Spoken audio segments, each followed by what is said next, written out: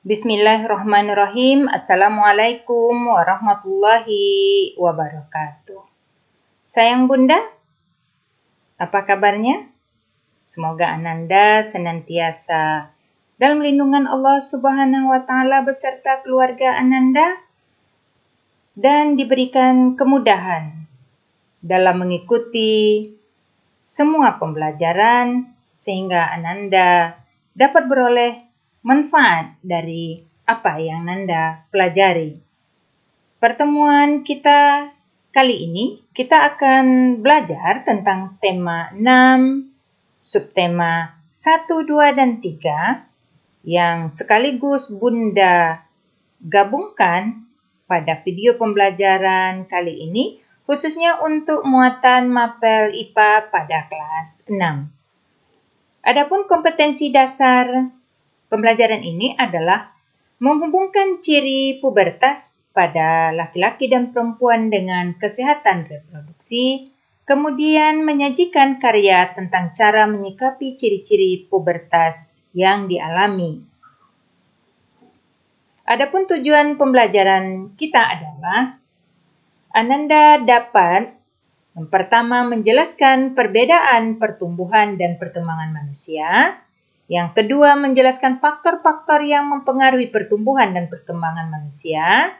Yang ketiga, menjelaskan ciri-ciri perubahan fisik atau sekunder sekaligus primer pada laki-laki dan perempuan pada masa pubertas. Selanjutnya, menjelaskan cara-cara menjaga kesehatan reproduksi pada masa pubertas. Dan yang terakhir adalah menjelaskan cara menyikapi pubertas yang dialami. Sebelum kita sampai kepada pembicaraan tentang pubertas itu sendiri, kita lihat dulu perbedaan antara pertumbuhan dan perkembangan. Antara pertumbuhan dan perkembangan ini adalah merupakan dua hal yang tidak dapat dipisahkan satu dengan yang lainnya. Pertumbuhan adalah proses bertambahnya ukuran dan jumlah sel di dalam tubuh. Misalnya, berat tubuh kita saat usia balita berbeda dengan saat masa remaja, atau tinggi badan yang bertambah seiring bertambahnya usia. Sedangkan perkembangan adalah proses pendewasaan atau pematangan organ-organ tubuh, misalnya bertambah atau berubah fungsi organ tubuh manusia. Nah, ada banyak sekali faktor-faktor yang mempengaruhi pertumbuhan dan perkembangan manusia. Ada 7 yang Bunda masukkan di sini. Yang pertama adalah faktor gen atau keturunan yang kita peroleh dari ayah dan bunda kita masing-masing. Kemudian faktor pendidikan. Yang ketiga adalah faktor gizi atau nutrisi yang kita konsumsi.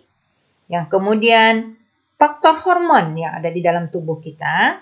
Kemudian jenis kelamin, apakah dia laki-laki atau perempuan. Kemudian aktivitas fisik yang kita lakukan.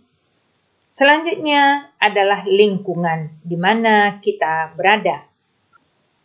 Nanda dapat lihat pada gambar ini.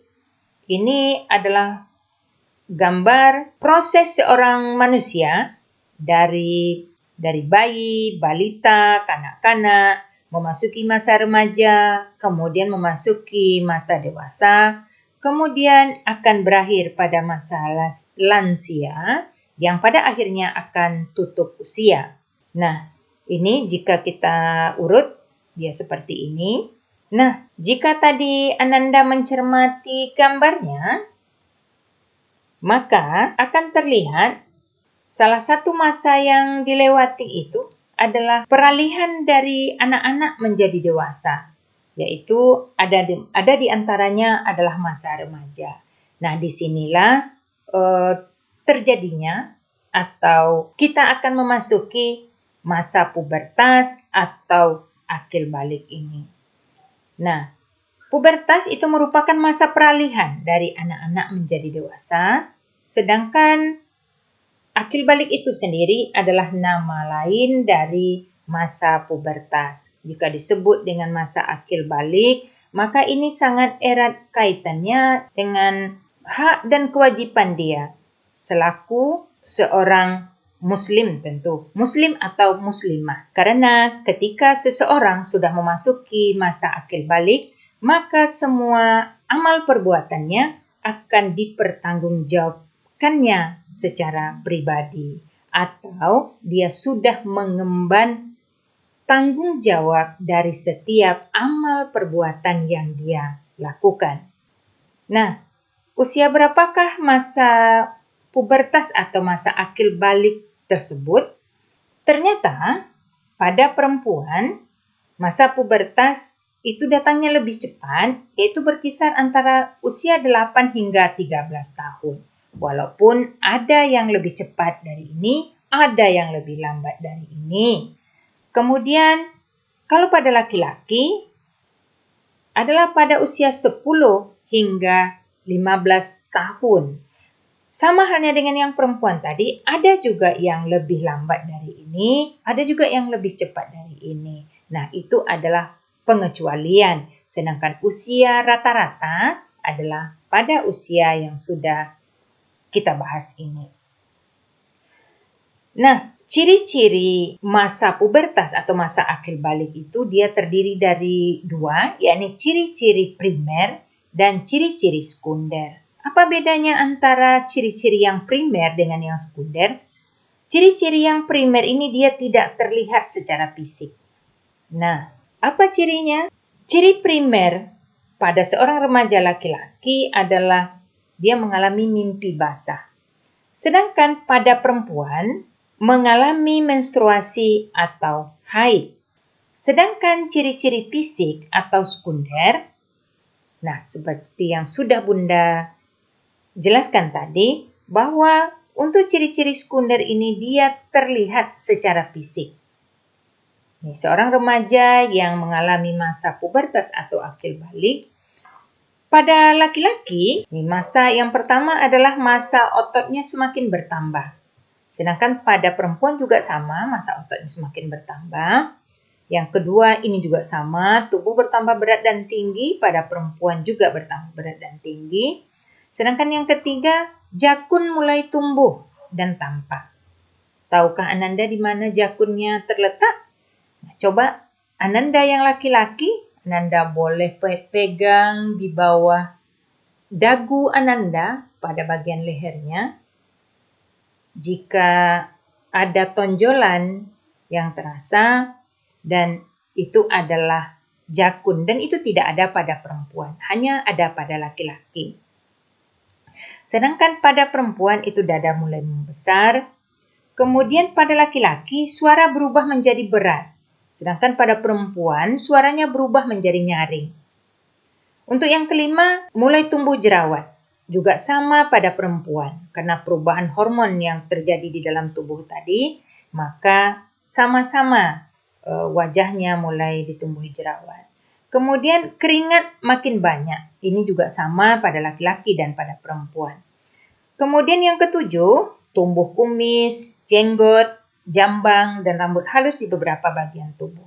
Ini pada laki-laki, sedangkan pada perempuan, tumbuh rambut halus di beberapa bagian tubuh. Kemudian yang kedelapan, dada membidang atau melebar. Sedangkan pada perempuan, pinggul melebar.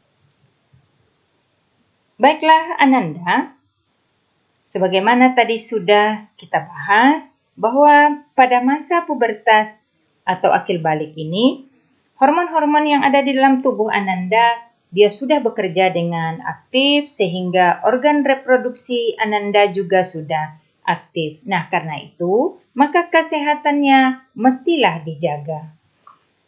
Apa saja yang harus dilakukan untuk menjaga kesehatan organ reproduksi Ananda?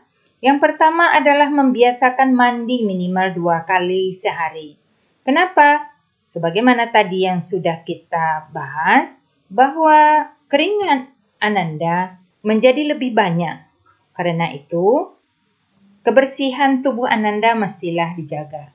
Jika tidak, maka bakteri dan kuman akan mudah berkembang biak. Kemudian, wajah Ananda agar terhindar juga dari jerawat, juga kebersihannya mestilah dijaga. Selanjutnya yang kedua adalah mencuci tangan setiap sebelum dan sesudah buang air kecil maupun buang air besar. Yang ketiga, mengganti pakaian dalam minimal 2 kali sehari.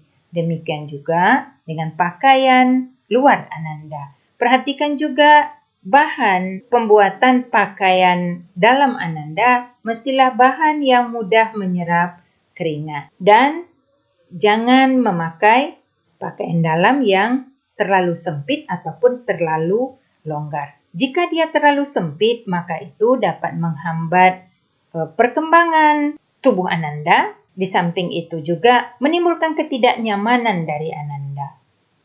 Kalau terlalu longgar juga menimbulkan ketidaknyamanan. Jadi perhatikan pemilihan bahannya, gunakan ukuran yang tepat dengan tubuh Ananda. Selanjutnya yang keempat, menghindari bertukar pakaian dalam dan handuk dengan orang lain, meskipun itu dengan saudara sendiri. Yang kelima, khusus bagi perempuan, biasakan diri mengganti pembalut pada saat haid 3 hingga 4 kali sehari.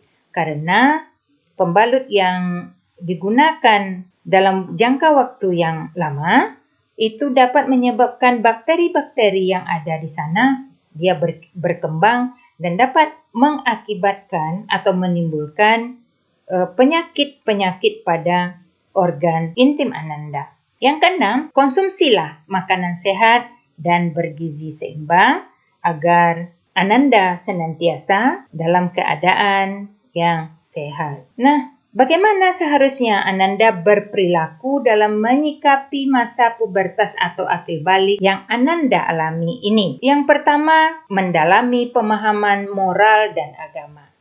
Kenapa demikian? Karena pada masa Ananda memasuki masa pubertas dan akil balik ini, Ananda sudah terikat dengan aturan-aturan atau norma-norma moral yang ada di dalam agama ataupun di dalam masyarakat. Nah, agar kita dapat menempatkan diri dengan tepat, maka mestilah memiliki pemahaman yang baik tentang norma-norma moral dan sosial tersebut. Demikian juga dengan pemahaman Ananda tentang agama tentu saja. Karena ketika Ananda memasuki masa pubertas atau akil balik ini, maka Ananda sudah harus memikul tanggung jawab secara pribadi atas semua amalan perbuatan Ananda. Yang kedua, semakin mendekatkan diri kepada Allah. Karena dengan semakin mendekatkan diri kepada Allah, maka perilaku kita akan senantiasa mengarah dan diarahkan kepada hal-hal yang baik dan yang positif tentu saja. Dan yang ketiga, memilih teman yang soleh. Memilih teman yang soleh sangatlah berperan penting dalam masa Ananda memasuki masa pubertas atau akil balik saat ini. Karena teman yang soleh akan senantiasa mengajak Ananda kepada perbuatan-perbuatan yang positif dan menjauhkan Ananda dari hal-hal yang negatif. Yang keempat, jujur dan terbuka kepada orang tua serta mentaati nasihat orang tua. Apapun persoalan, permasalahan yang Anda hadapi, jujur dan terbukalah kepada orang tua Ananda. Karena dia adalah orang yang terdekat, yang paling berhak tahu terhadap permasalahan yang Ananda hadapi. Dan yang paling penting adalah taati nasihat orang tua Ananda. Yang kelima adalah membekali diri dengan ilmu. Ya tentu saja semua ilmu itu penting. Tapi untuk pada masa Ananda memasuki masa pubertas atau akil balik ini, informasi-informasi atau ilmu tentang bagaimana cara Ananda bersikap, berperilaku, kemudian bagaimana cara Ananda memelihara kesehatan organ reproduksi Ananda, itu menjadi bekal yang penting buat Ananda. Selanjutnya adalah berolahraga dan istirahat yang cukup. Hal ini untuk menjaga kebugaran tubuh Ananda. Yang ketujuh adalah menyikapi perubahan suasana hati dan fisik. Hal ini karena perubahan hormon yang terjadi di dalam tubuh Ananda, sehingga suasana hati dan fisik Ananda terkadang bisa berubah secara tidak stabil. Kemudian yang terakhir adalah memilih dan memilah tontonan yang mendidik. Pada masa era globalisasi ini, semua informasi itu berada di dalam genggaman Ananda. Di gadget yang Ananda pegang, dengan sangat mudah Ananda dapat memperoleh tontonan dalam bentuk apa saja. Belum lagi yang ada di televisi. Nah, perlu kebijakan untuk memilih dan memilah tontonan tersebut yang mendidik dan yang membawa manfaat kepada Ananda. Nah, demikianlah sayang bunda semua pembelajaran kita hari ini. Semoga bermanfaat dan menjadi ilmu yang berkah. Amin ya rabbal alamin. Teruslah Ananda belajar, cari informasi sebanyak-banyaknya tentang pertumbuhan dan perkembangan manusia ini. Khususnya seputar pubertas atau akil balik, bagaimana cara Ananda menjaga organ reproduksi Ananda, dan bagaimana cara kita bersikap dalam menghadapi masa-masa pubertas ini. Tetap semangat, giat dan tekun, semoga beroleh hasil yang gemilang. Ingat selalu, memelihara yang sudah dikaruniai Allah kepada kita adalah bentuk syukur kita kepadanya. Kepada Allah kita berserah diri, semoga semua usaha diredoi. Amin ya rabbal alamin. Sampai bertemu kembali bersama Bunda Sri untuk pembelajaran selanjutnya. Terima kasih. Assalamualaikum warahmatullahi wabarakatuh.